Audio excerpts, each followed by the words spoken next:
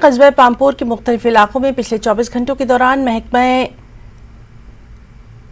Mining نے چھاپہ مار کارروائیوں کے دوران غیر قانونی مائننگ کے دوران 6 LNT مشینوں اور 12 ٹپر گاڑیوں کو سیز کیا۔ محکمے کے ایک آفیسر کے مطابق مارچ کے مہینے میں انہوں نے 100 کے قریب گاڑیوں اور مشینوں کو غیر قانونی مائننگ کے دوران ضبط کیا اور ان سے 14 لاکھ روپے بطور جرمانہ وصول کیا گیا۔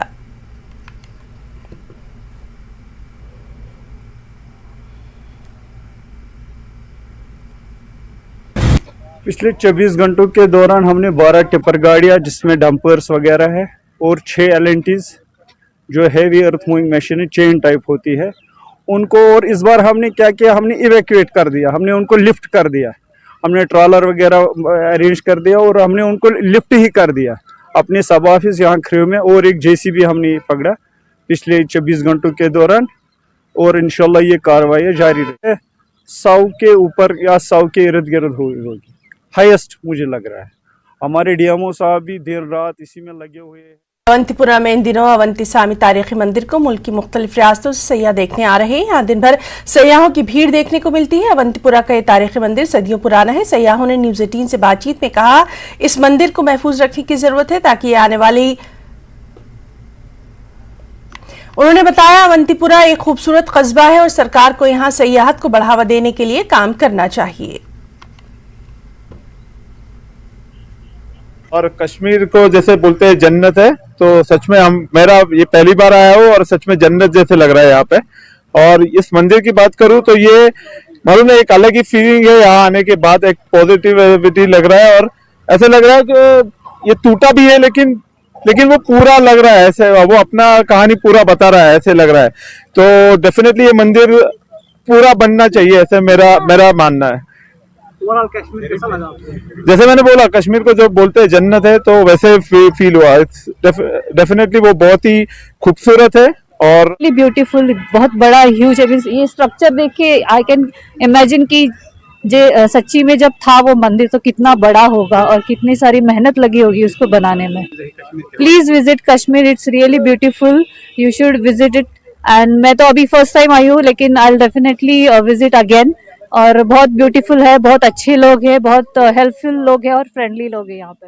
Chief education officer Pulwama Abdul Qayyum Nadvi کی صدارت میں government higher secondary school Pampore میں زون کے تمام اساتذہ کے ساتھ انرولمنٹ ڈرائیو پر ایک میٹنگ منعقد کی گئی۔ اس موقع پر چیف ایجوکیشن آفیسر نے بتایا کہ اس سال پورے ضلع میں انرولمنٹ ڈرائیو کے دوران 10,000 کے قریب بچوں نے گورنمنٹ اسکولوں میں داخلہ لیا۔ پامپور میں اس سال مختلف اسکولوں میں 1,000 کے قریب ایڈمیشن کیے گئے، جس پر انہوں نے ٹیچرز کی حوصلہ افزائی کی اور انہیں اس پر مزید کام کرنے کی ہدایت جاری کی۔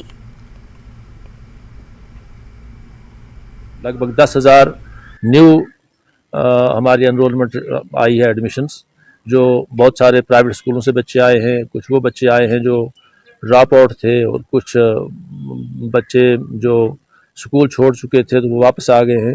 اور بڑی کامیابی یہ ہے کہ پرائیویٹ اسکولوں سے بہت بڑی تعداد بچوں کی جو ہے گورنمنٹ اسکولوں کی طرف رخ کر رہی ہے۔ ہم ان کا ویلکم کرتے ہیں اور ہم یہ میسیج دینا چاہتے ہیں کہ گورنمنٹ اسکول جو ان کے بارے میں افواہیں اڑائی گئی ہیں، ایسا نہیں ہے، یہ بہت ہی آئیڈیل ایجوکیشن سسٹم ہے اور اس میں ساری چیزیں اب مہیا ہیں، اور اس کے بارے میں پروپیگنڈا لوگوں کے ذہن میں بیٹھا ہوا ہے کہ شاید گورنمنٹ اسکول میں کام نہیں ہوتا ہے، لیکن یہ غلط فہمی دور ہونی چاہیے۔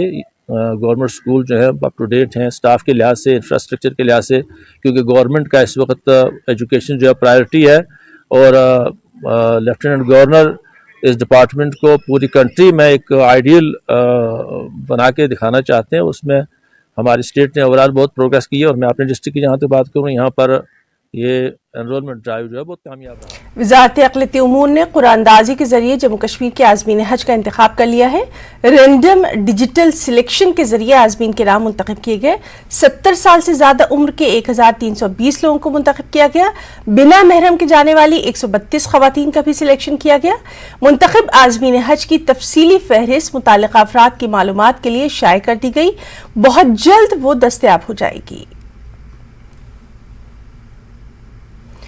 اور لداخ میں ہر 2023 کے لیے تمام 475 درخواست گزاروں کا انتخاب کیا گیا، جو کہ نو تشکیل شدہ لداخ حج کمیٹی کی ایک بڑی کامیابی ہے۔ چیئرمین LHC محمد علی مجاز نے تمام منتخب درخواست گزاروں کو مبارکباد دیتے ہوئے کہا، کمیٹی حاجیوں کو تمام سہولیات اور تربیت فراہم کرنے پر توجہ دے رہی ہے۔ اس سلسلے میں حکومت ہند نے ہر ممکن مدد کی یقین دہانی کرائی ہے۔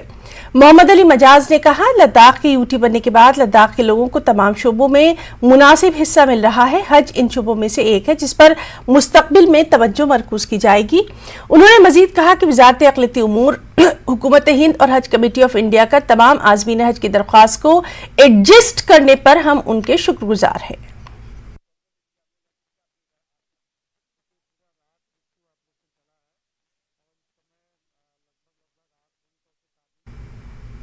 پہلی خبر میں وقت ہے ایک چھوٹی سی بریک کا۔